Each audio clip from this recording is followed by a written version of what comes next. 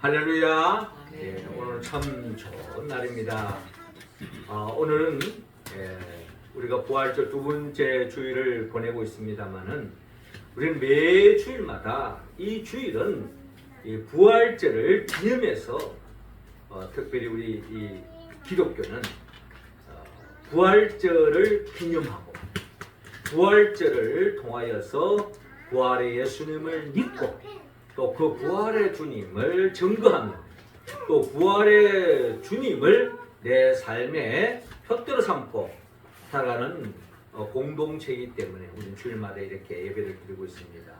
그런 믿음으로 그런 고백 속에서 시작된 이 예배를 통하여 하나님께서 크게 영광받고 계실 줄로 믿습니다. 하나님께는 영광이요 우리 모두에게는 하나님의 은혜와 은총이 우리의 삶 속에 충만히 깃들어서 부활의 신앙, 부활의 삶이 우리 삶 속에 펼쳐져서 더없이 천국을 침노하고 하나님의 나라를 일상 속에 살아가는 우리 모두가 되기를 주의 이름으로 축원합니다. 예수님이 십자가에 못 박혀 죽으시고 죽은 자 가운데서 3일 만에 부활하셨습니다.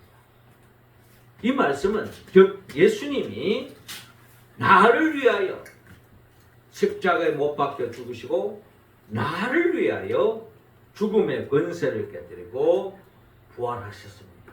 이 십자가와 부활은 우리 기독교의 복음의 핵심이요 진리다 라고 우리는 이야기할 수 있습니다. 성경 66권의 모든 말씀 우리가 다 모른다 할지라도 예수님이 나를 위하여 우리를 위하여 십자가에 못 박혀 죽으시고 부활하셨다고 하는 이 사실만 우리가 믿고 고백하고 있다면 우리는 진리에 거한 자요 우리는 주님 안에서 더없는 복된 삶을 살 수 있다는 것입니다. 자, 그런데 이 예수님께서 죽은 자 가운데 3일 만에 부활하셨다라고 하는 이 놀라운 이 진리의 이 말씀이지만 이 말씀을 믿는 사람이 있는가 하면 믿지 않는 사람들이 아직도 이 세상에는 많다는 겁니다. 심지어 3년 동안이나 예수님을 쫓아다녔던 예수님의 제자 중에도 직접 부활의 주님을 목격하기 전까지만 하더라도 예수님이 부활했다고 하는 소식을 들었음에도 불구하고 나는 못 믿겠다. 어떻게 죽은 자가 살아나지? 예수님 부활했다고? 나는 예수님이 십자가에 못 박혀 죽는 그 현장을 멀찍이나마 보았는데 그 예수님의 못 박힌 그 손의 못자국 그리고 옆구리에 그 창자국을 내가 직접 손가락으로 넣어보고 만져보지 않고는 나는 절대로 부활하신 주님을 믿을 수 없다라고 한 이야기가 예수님의 12 제자 중에 도마가 이런 이야기를 했다면 오늘날 이 세상에 직접 그 주님을 아버지도 본 적도 없는 사람이 부활의 주님을 믿을 수 없다는 건 당연한 이야기고 충분히 우리가 이해할 수 있는 이야기라는 것입니다. 도마도 예수님의 제자였던 도마까지도 그 부활을 주님을 직접 뵙지 않고는 나는 믿을 수 없다라고 이야기할 정도였으니 부활의 주님을 믿는다는 것은 우리가 실질적으로 믿음을 통하여서 믿어지는데 그 믿음을 갖는 것 쉬운 이야기가 아니라는 것입니다. 그런데 오늘 성경의 본문의 말씀은 주님께서 말씀하셨듯이 부활의 주님이 도마에게 찾아오셔서 하신 말씀 뭡니까? 네 손가락을 이리 내밀어 내 손을 보고 네 손을 내밀어 내 옆구리에 넣어보라. 그리하여 믿음 없는 자가 되지 말고 믿는 자가 되라 라고 말씀합니다. 주님 믿음을 요청하고 있는 거죠. 믿음의 사람이 되라는 거죠. 그러면서 주님께서 하시는 말씀이 너는 나를 본고로 믿느냐? 보지 못하고 믿는 자들은 복되도다 라고 주님께서 말씀하셨어요. 아마 이 말씀은 도마를 유념해 두고 하는 말씀이지만 사실은 도마를 통해서 의심했던 이런 도마를 통해서 오늘날 이 시대 속에 부활의 주님을 믿지 못하는 많은 사람들을 위해서 하신 주님의 말씀이라는 겁니다. 그러니까 너는 나를 본고로 믿느냐? 보지 못하고 믿는 자들은 복되도다. 사실 우리 가운데 실질적으로 주님을, 부활의 주님을 직접 눈으로 뵙고 그의 손의 못자국과 그 옆구리의 창자국을 직접 손가락으로 넣어보고 확인하고 믿는 사람 우리 가운데 아무도 없잖아요. 그럼에도 불구하고 우리가 믿음으로 그 부활의 주님을 믿는다면 주님은 그 사람은 바로 복되다, 복받았다, 복 있는 인생이다 라고 성경은 그렇게 말하고 있는 겁니다. 우리는 이미 예수 그리스도를 믿음으로 말미암아 복받은 인생인 줄로 믿습니다.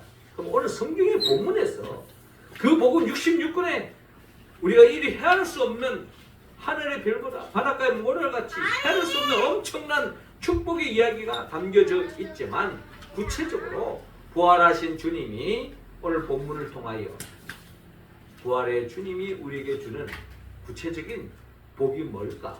오늘 본문을 통하여 우리가 한번 헤아리면서 그 복을 챙기고 또 누리는 우리의 모습 다 되기를 하나님은 원하고 있습니다. 먼저 오늘 본문 19절은 우리에게 평강의 복을 주시고 그 복을 누릴 수 있다고 말씀합니다. 19절 말씀 우리 같이 한번 읽어봅시다. 시작. 이날 고 안식 후 첫날 저녁 때에 제자들이 유대인들을 두려워하여 모인 곳에 문들을 닫았더니 예수께서 오사 가운데 서서 이르시되 너에게 평강이 있을지어다. 아멘. 자, 오늘 본문 19절을 이렇게 시작하고 있습니다. 이날 곧 안식 후 첫날 저녁 때에 제자들이 유대인들을 두려워하여 모인 곳에 문들을 닫았더니 라고 말씀합니다.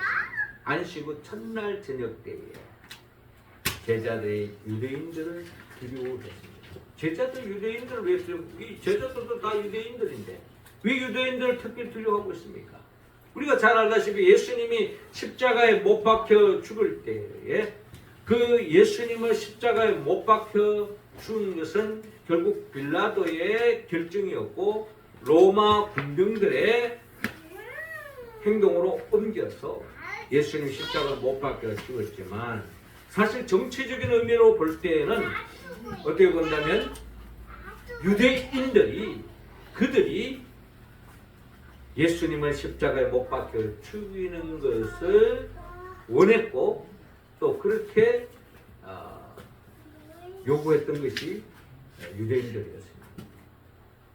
그러니까 어떻게 본다면 그 배후에는 물론 이제 바리새인들과 사두개인들 또 나름대로의 어떤 종교 지도자들의 업무 속에서 예수님을 신성모독죄로 몰아서 결국 예수를 죽이는 것이 그들이 생각하는 나름대로의 생각 속에서 예수님을 죽이고자 결정했기 때문에 많은 유대인들을 동요를 시키고 또 그들을 소유를 시켜서 예수님을 죽음의 자리까지 십자가 못 박혀 죽이는 자리까지 몰아가기 때문에 결국 빌라도보다 로마 군병보다 어떻게 보면은 유대인들 자기 동족 어떻게 보면 자기 이웃 자기 함께 살았던 사람들이 더 무서운 것이 유대인들의 현실적인 두려움의 대상이었다는 것입니다. 그래서 저들이 예수님까지 죽였으니 우리들도 같이 그냥 덤탱이로 몰아서 매도해서 우리 또한 죽을 수 있다라고 하는 그런 두려움에 사로잡힌 것이 현실적인 이야기입니다. 그래서 제자들이 유대인들을 두려워하여 모인 곳에 문들을 닫았더니 문을 거꾸로 잠그고 그 불안을 조금이라도 해소시키기 위해서 문을 고루 잠그고 그 속에서 그들이 어떻게 보면 두려움에 떨고 있었다라고 이야기해도 과언이 아니겠죠. 이러한 제자들에게 주님이 부활하셔서 이들에게 찾아오셨습니다. 그러면서 그들이 하신 말씀 너희에게 평강이 있을지어다 라고 주님께서 말씀하십니다. 너희에게 무엇이 있을지어다? 평강이 있을지어다. 한마디로 샬롬이 있을 것이다. 안녕이 있을 것이다. 라고 주님께서 말씀하고 있습니다.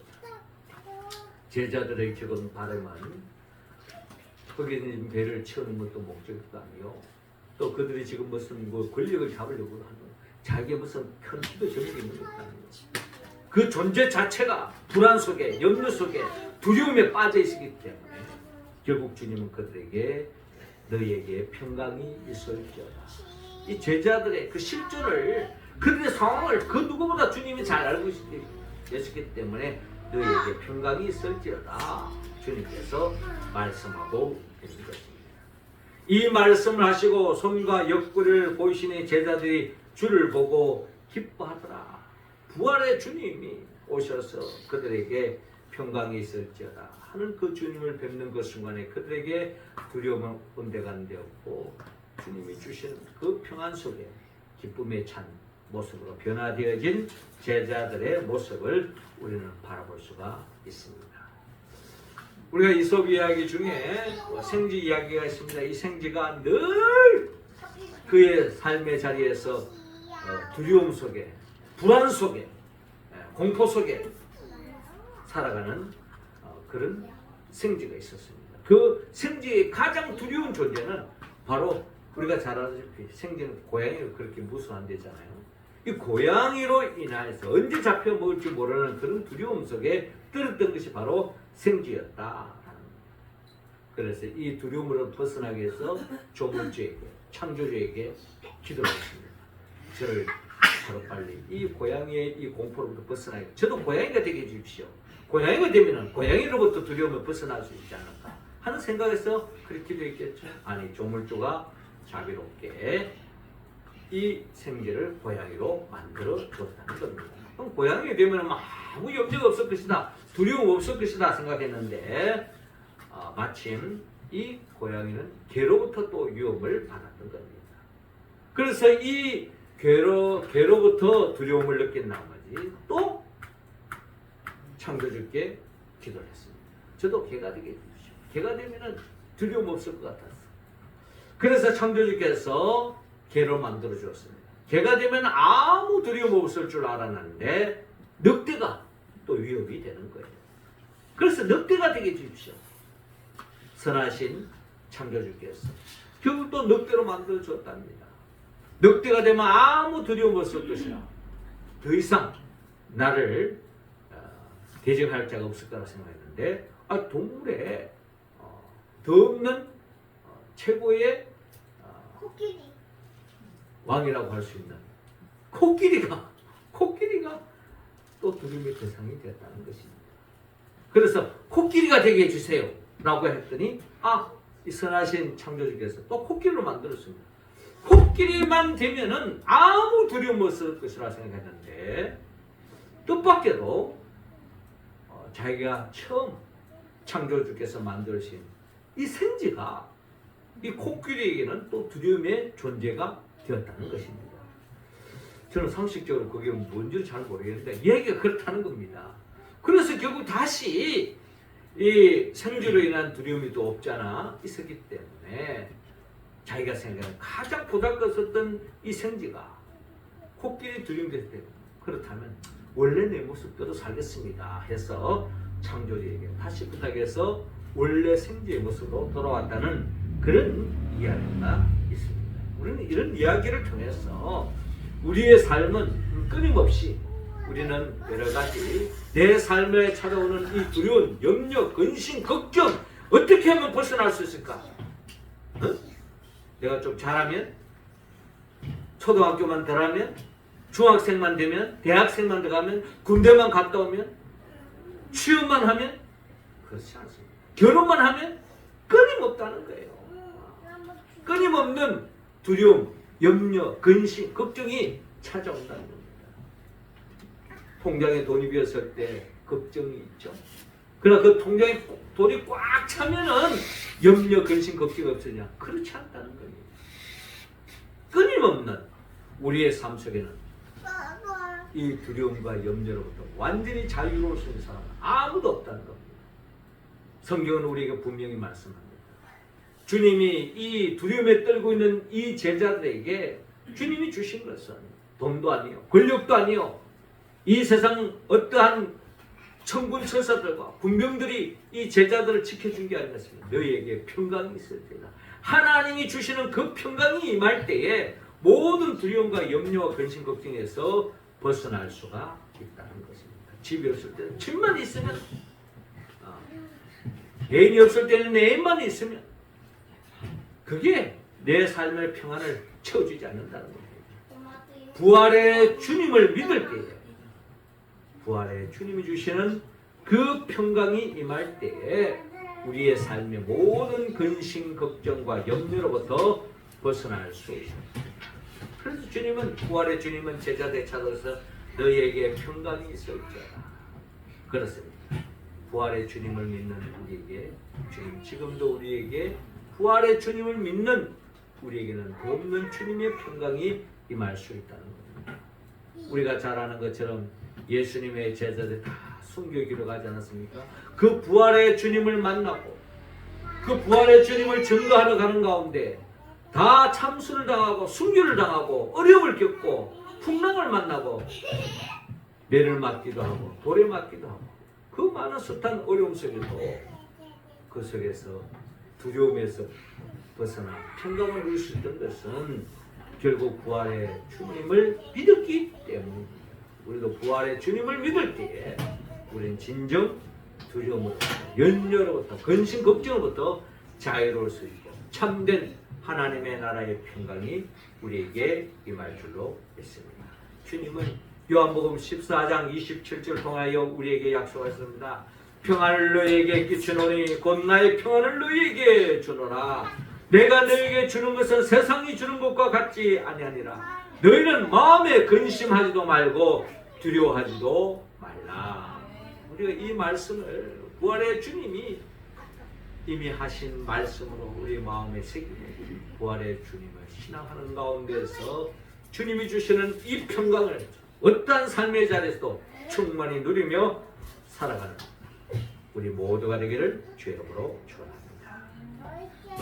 이어서 주님은 오늘 본문 22절을 통하여 성령의 복을 누릴 수 있다고 말합니다. 22절 우리 다 같이 읽겠습니다. 시작. 이 말씀을 하시고 그들을 향하사 숨을 내쉬며 이르시되 성령을 받아라. 아멘.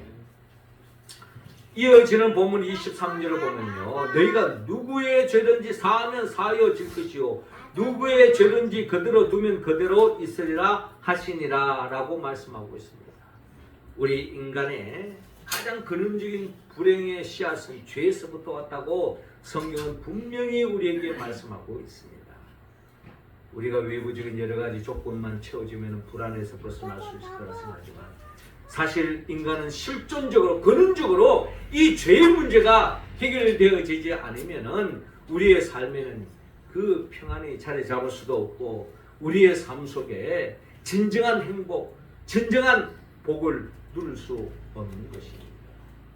우리는 예수님이 나를 위하여 십자가 못 박아 죽으시고 부활하셨다는 사실을 믿는 그 순간에 모든 죄사함의 은총을 입고 우리는 새로운 인생, 거듭난 인생으로 출발되어지게 되었다는 것입니다.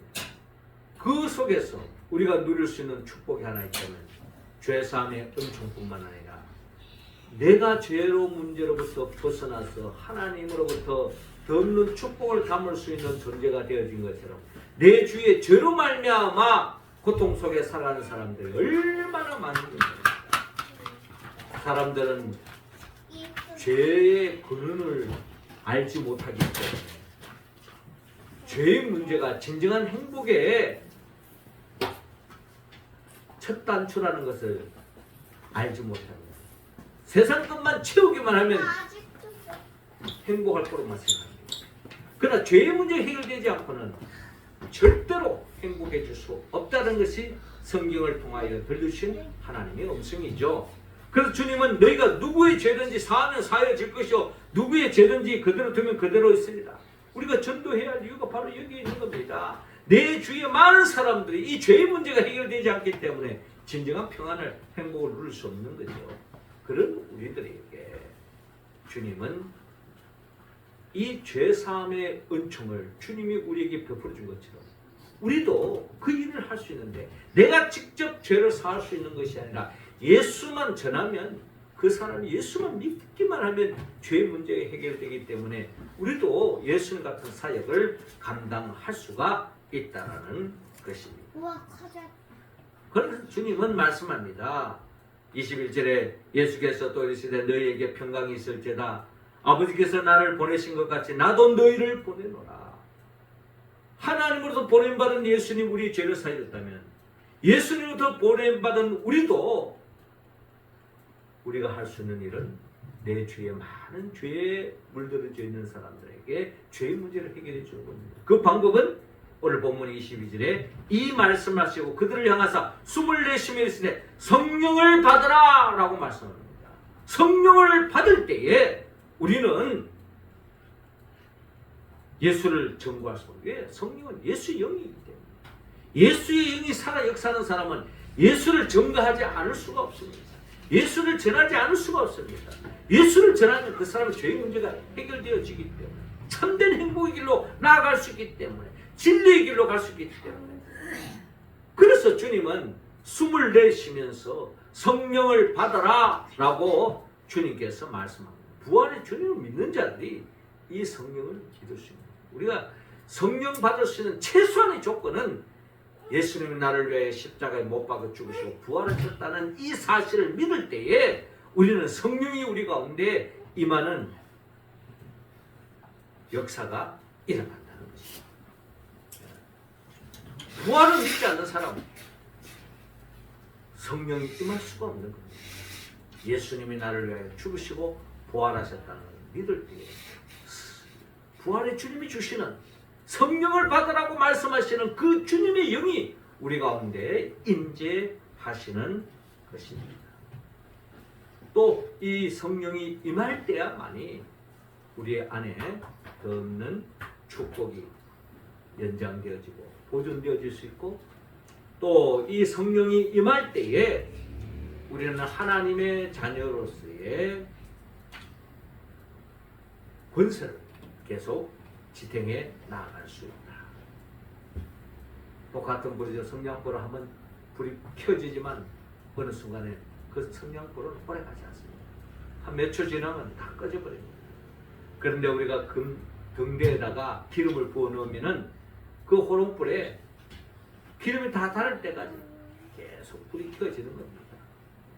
이처럼 성령이 우리 가운데 임할 때, 성령의 기름을 부음을 받을 때에 우리 안에 그 성령이 계속 살아 역사하여서 우리의 심령 속에 어둠이 침투할 수도 없고, 그 성령의 불을 통하여서 하나님의 복을 충만히 누리고 그 성령의 능력으로 많은 사람들에게 죄사함의 은총을 베풀 수 있고, 또한 하나님의 나라를 나눌 수 있는 그 같은 하나님의 일꾼이 될 수가 있는 것입니다. 마가의 다락방의 120문도들이 성령 충만함을 받았을 때 그들은 완전히 두려움이 벗어날 뿐만 아니라 평안을 누렸고, 그 성령 충만함으로 예수의 복으로 채워져서 그 복음을 전가하는 데 힘쓰는 그런 모습으로 변화된 것처럼 우리도 부활의 주님을 확신함으로 더없이 그 성령 충만함으로 복된 삶을 살아가는 우리 모두가 되기를 주의 이름으로 축원합니다. 마지막 세 번째로 생명의 복을 누릴 수 있다. 오늘 보면 31절 우리 같이 한번 읽겠습니다. 시작. 오직 이것을 기록하면 너희로 예수께서 하나님의 아들 그리스도이심을 믿게 하려 함이요 또 너희로 믿고 그 이름을 힘입어 생명을 얻게 하려 함이니라. 아멘. 자, 오늘 본문 30절에 예수께서 제자들 앞에 이 책을 기록되지 아니한 다른 표적도 많이 행하였구나 라는 이 말씀을 볼 때에 우리가 성경에 마태, 마가, 누가, 요한 복음이 있습니다만은 예수님의 행적이 다 기록된 것이 아닙니다.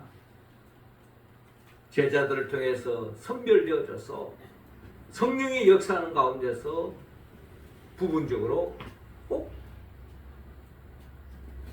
기억해야 할, 새겨야 할, 들어야 할 말씀들만 기록되었을 뿐 기록되지 않은 주님의 표적과 이적도 엄청 많이 있다는 거예요.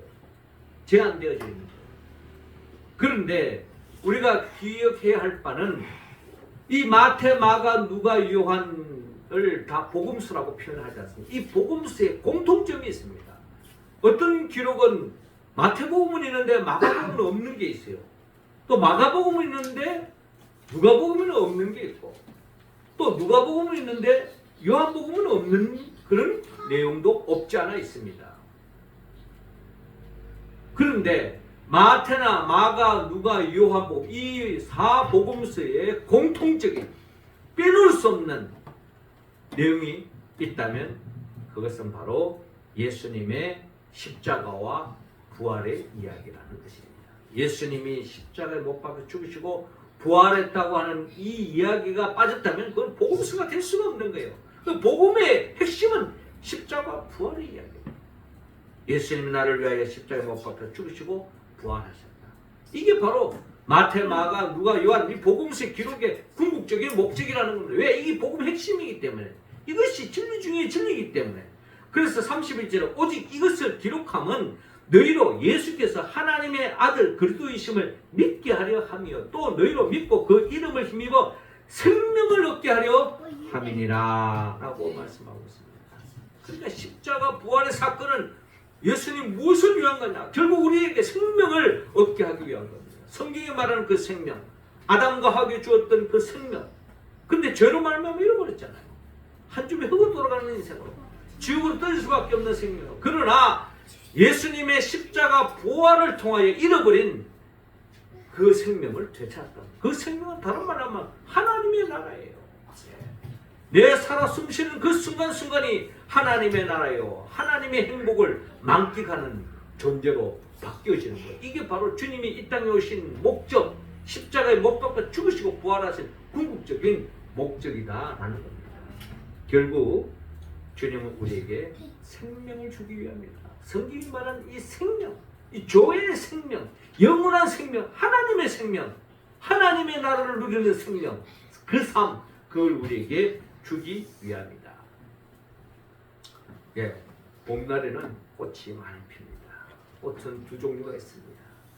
그냥 활짝 만개해서 피어서 그저 비가 오면 한순간 떨어지고서 거리에 날려가다가 한 줌의 흙으로 돌아가는 그런 꽃이 대부분이죠. 그런데 꽃 중에도 뭐 개나리나 뭐 진달래나 뭐 이런 또 목련꽃이나 뭐 이런 꽃들은 그냥 피었다가 지면 끝이에요. 그런데 여러분 꽃 중에도요 어떤 꽃은 그저 똑같이 지는 것 같지만 살구꽃, 백꽃, 또 어떤 꽃이 있습니까? 그런 열매 맺는 꽃이 있다는 겁니다. 같은 꽃이지만 물론 생김새는 다르지만 같이 꽃이 봄에 피어서 같이 지는 것 같지만 어떤 꽃은 탐스럽, 사과, 살구, 앵두 이런 열매 맺는 그런 꽃이 있다. 우리 인생도 마찬가지입니다. 두 종류의 인생이 있죠. 똑같이 꽃처럼 우리의 젊음을 누리지만 어떤 사람은 그저 꽃으로 지면 그 순간에 인생이 끝나는 사람이 있지만 영원한 생명으로 이어지는 인생이 있다는 겁니다. 주님이 우리 인간을 만들 때는 영원한 생명으로 인도합니다. 죽음이 없는 생명. 그러나 죄를 지음으로 말미암아 모든 인생은 결국 죽음을 피할 수 없는 인생으로 전락되고 말았습니다. 그러나 예수님 이 땅에 오시고 십자가 지시고 부활하신 것은 결국 우리 영원한 생명을 주기 위함이었다라는 것을 오늘 본문을 통하여 우리에게 말씀하고 있습니다. 사랑하는 성도 여러분, 주님은 나를 보지 않고도 믿는 자는 복되도다.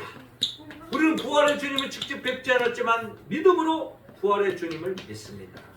그 믿음으로 얻는 복은 오늘 본문을 통하여서 평강의 복을 누릴 수 있다.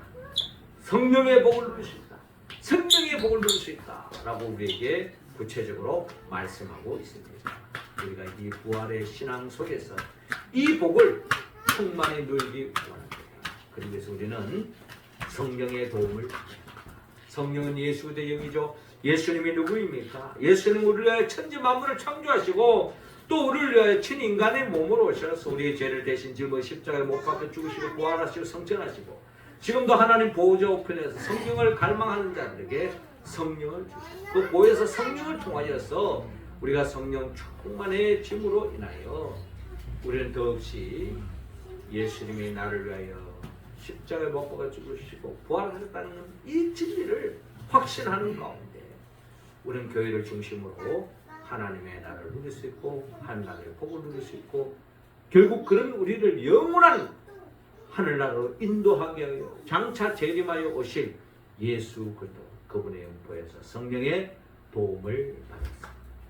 우리가 부활의 주님을 믿는 자, 그 부활의 주님이 주시는 그 평강, 그 성령, 그 생명을 충만히 누리고 믿음의 길을 걸어가는 한 주간 우리의 인생길 또 우리의 일상이 되기를 주의 이름으로 축원합니다. 기도드리겠습니다.